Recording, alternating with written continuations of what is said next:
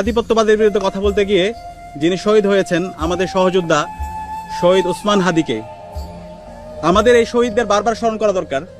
কারণ এই শহীদদের মাধ্যমে আজকে আমরা আজাদি পেয়েছি।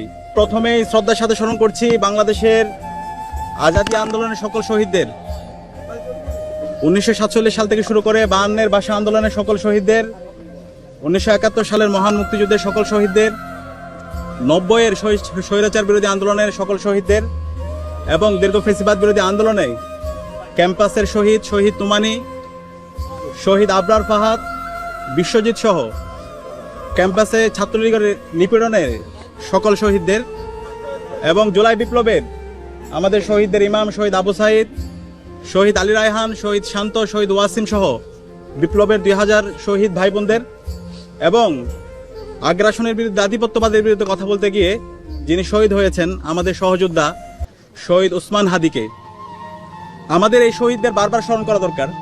কারণ এই শহীদদের মাধ্যমে আজকে আমরা আজাদি পেয়েছি।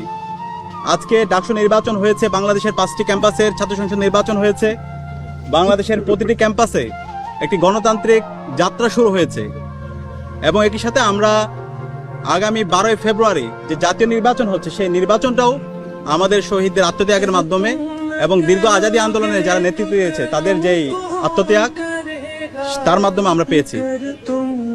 আল্লাহর কাছে দোয়া করছি আল্লাহ তাআলা সকল শহীদদের জান্নাতুল ফেরদৌসের মেহমান হিসেবে কবুল করুক।